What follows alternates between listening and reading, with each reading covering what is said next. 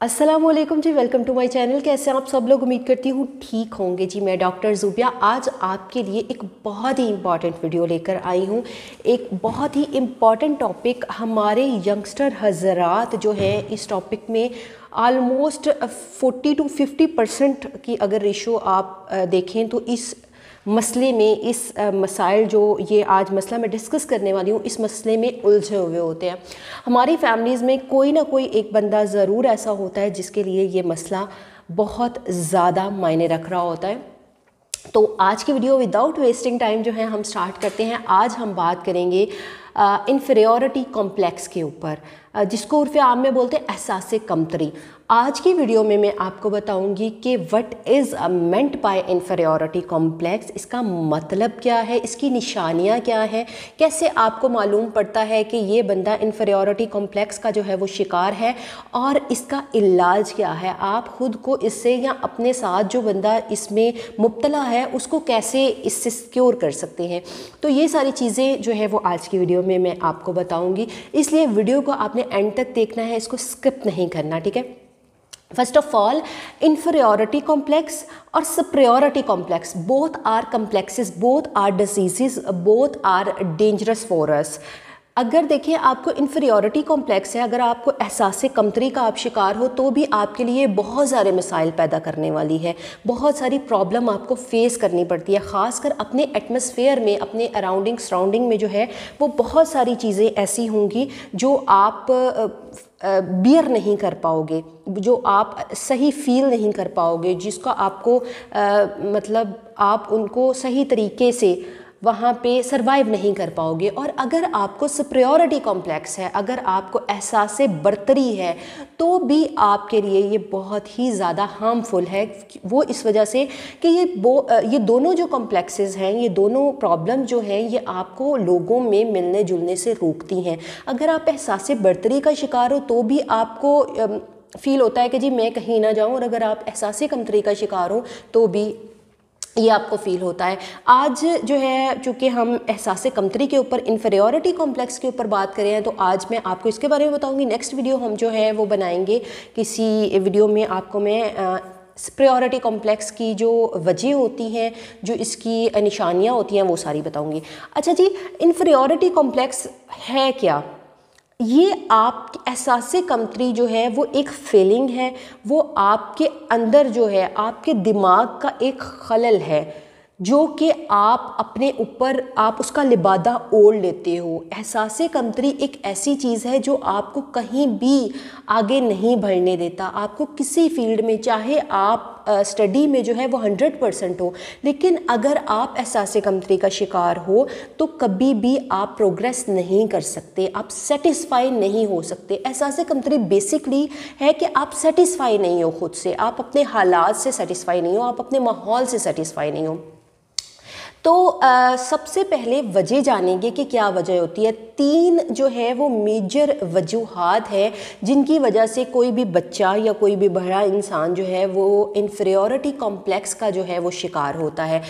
First वजह जो है वो क्या है? वो आपका घर है। आपका बचपन कैसा गुजरा है, आपकी परवरिश कैसी हो रही है, आपकी ग्रोथ कैसी हो रही है। क्या आपकी फैमिली में जब आप मतलब आपका कोई बच्चा है, वो छोटा सा है, अभी 4-5 साल का है, तो कोई आपकी फैमिली में ऐसी चीज़ है, या आपका कोई और बच्चा जो वो बहुत ज़्यादा पढ़ाई कर रहा है, आप उसको बहुत ज़्यादा इनकरेज कर रहे हैं और इस बच्चे को आप डिग्रेड कर रहे हैं, आप इसको, इसकी सलाहियतों को उजागर करने की बजाय जो थोड़ा बहुत वो करने की कोशिश कर रहा है उसको भी डीमोटिवेट आप अगर कर रहे हैं, आप उसकी उस सलाहियत को, अगर सपोज़ हम बात करते हैं कि कोई बच्चा है वो 1st-2nd स्टैंडर्ड में पढ़ता है, लेकिन वो पढ़ाई में इतना अच्छा नहीं है, हम उस चीज़ को समझने के बजाय कि ये पढ़ाई में अच्छा नहीं है, क्यों नहीं है, ये किस सब्जेक्ट में जो है ये अच्छा नहीं है और किस सब्जेक्ट में ये सही काम कर रहा है, जिस सब्जेक्ट में वो सही काम कर रहा है, अगर हम उसको थोड़ा सा मोटिवेट करेंगे कि आप ऐसे ही दूसरे में कर सकते हो, तो वो मोटिवेट होगा। अगर आप कहेंगे कि तुम्हारा भाई ऐसे, तुम्हारी बहन ये इस तरह की चीज़ें उसे सुनाएंगे तो वो इन्फीरियॉरिटी कॉम्प्लेक्स उसके अंदर आता जाएगा, एहसास कमतरी आती जाएगी। तो इन्फीरियॉरिटी कॉम्प्लेक्स का जो फर्स्ट मंबा होता है वो आपका घर होता है, आपकी फैमिली होती है, आपके पेरेंट्स होते हैं कि आपके पेरेंट्स आपको किस तरीके से सपोर्ट कर रहे हैं। सेकेंड इन्फीरियॉरिटी कॉम्प्लेक्स आपको आता है अपनी स्कूलिंग से। आप किसी बहुत अच्छे स्कूल में जा रहे हो, आपकी क्लास में बहुत ज़्यादा बच्चे इंटेलिजेंट हैं लेकिन आप उनकी निस्बत थोड़े कम इंटेलिजेंट हो, आपका उस्ताद आपको मोटिवेट नहीं करता, आपका टीचर आपको अगर मोटिवेट नहीं करता, आप जितना कर रहे हो आपको इनकरेज उस पर नहीं किया जाता, आपको समझाया नहीं जाता, आपको डिग्रेड किया जाता है सबके सामने, उस एज में। और इन्फीरियॉरिटी कॉम्प्लेक्स मोस्टली होता है एज इसमें होती है 5 के बाद, 5 साल के बाद से लेकर ये बढ़ता जाता है। और 5 साल के बाद, 5-6 साल के बाद बच्चा फील करना शुरू हो जाता है कि मेरे साथ वो एक्शन रिएक्शन, वो आपकी बातों को महसूस करना शुरू कर देता है कि कौन सी बात किस तरीके से मेरे साथ की जा रही है। फर्स्ट मैंने आपको बताया कि आपका घर, आपके पेरेंट्स आपके साथ कैसा एक्शन कर रहे हैं, रिएक्शन कर रहे हैं, आपके पेरेंट्स आपको किस तरह से ट्रीट कर रहे हैं। सेकंड, आपकी स्कूलिंग बहुत ज़्यादा इंपॉर्टेंट होती है। और जो थर्ड चीज़ आती है वो इन्फीरियॉरिटी कॉम्प्लेक्स की होती है कि आपकी, वो भी परवरिश के ऊपर भी आएगी कि आप किसी ऐसी फैमिली का हिस्सा हो कि बचपन में आपके फादर या आपकी मदर, इन दोनों में से किसी एक की डेथ हो गई है और आप किसी और के पास परवरिश पा रहे हो, ठीक है, जिनके पास आप रह रहे हो वो आपको एहसास कमतरी का शिकार कर रहे हैं। तो उससे भी जो है वो आपकी जितनी इंटरनल सलाहियात हैं वो ख़त्म होना शुरू हो जाती हैं। आप अपने ही एक खौल में लिपटना शुरू कर देते हो, आप अपने आप में ही रहना शुरू कर देते हो। आप इन्फीरियॉरिटी कॉम्प्लेक्स की सबसे मेन जो आपको रीज़न होती है कि आप अपना हाल, आप अपने दिल की बात किसी से शेयर नहीं कर पाते हो। आप सोचते हो कि मैं सबसे ज़्यादा कमतर हूँ। तो ये 2-3 चीज़ें जो है ये मोस्ट कॉमन है इन्फीरियॉरिटी कॉम्प्लेक्स की, एहसास कमतरी की। अब यहाँ पे हम बात करेंगे कि कोई बंदा अगर एहसास कमतरी का शिकार है तो कैसे साइन सिम्टम होते हैं। तो साइन सिम्टम में आपको बताऊंगी कि बाज़ लोग जो होते हैं इसमें मुख्तलिफ जो है वो फेजेस होती हैं, लोग मुख्तलिफ हरकत करना शुरू कर देते हैं। कुछ लोग क्या करते हैं, कुछ लोग हजूम में जाने से बहुत ज़्यादा कतराते हैं, लोगों में जाने से कतराते हैं, लोगों से बात करने में जो है वो शाइनेस फील करते हैं, लोगों में बात करने से जो है वो बहुत ज़्यादा वो बात नहीं करना चाह रहे हो। तो उनके पास अगर सॉलिड रीज़न भी होती है वो अपनी रीज़न, अपना जवाब दूसरों को नहीं दे पा रहे होते, क्योंकि उनको लगता है जो मैं कह रहा हूँ वो गलत है। बाज़ुकात क्या होता है, अब स्कूल की अगर या कॉलेज की बात करें, कुछ बच्चे ऐसे होते हैं उनको टीचर अगर सवाल करता है उनको उस सवाल का जवाब मालूम होता है, लेकिन इस डर से कि कहीं ये जवाब गलत ना हो, टीचर मुझे डांट ना दे, वो जवाब नहीं देते, हालांकि वो जवाब ठीक होता है। तो ये होता है कि वो लोगों में जाने से कतराते हैं, वो अपना मुहासबे में ही रहते हैं कि फ़लाँ बंदे ने ये काम किया, उसका ये काम अच्छा है, मेरे में ये चीज़ नहीं है। तो वो अपना मुहासबा करते रहते हैं, अपने आप को डिग्रेड खुद ही करते रहते हैं, जो एहसास कमतरी के शिकार लोग होते हैं। दूसरा ये है कि वो अनफॉर्चुनेटली वो झूठी तारीफ़, झूठी खुशामद से भी बहुत ज़्यादा खुश होते हैं। कोई आपकी खुशामद कर रहा है, झूठी कर रहा है या सच्ची कर रहा है, आपके सामने आपको कोई बहुत अच्छा कह रहा है ना, तो वो इस बात पे बहुत ज़्यादा खुश होते हैं।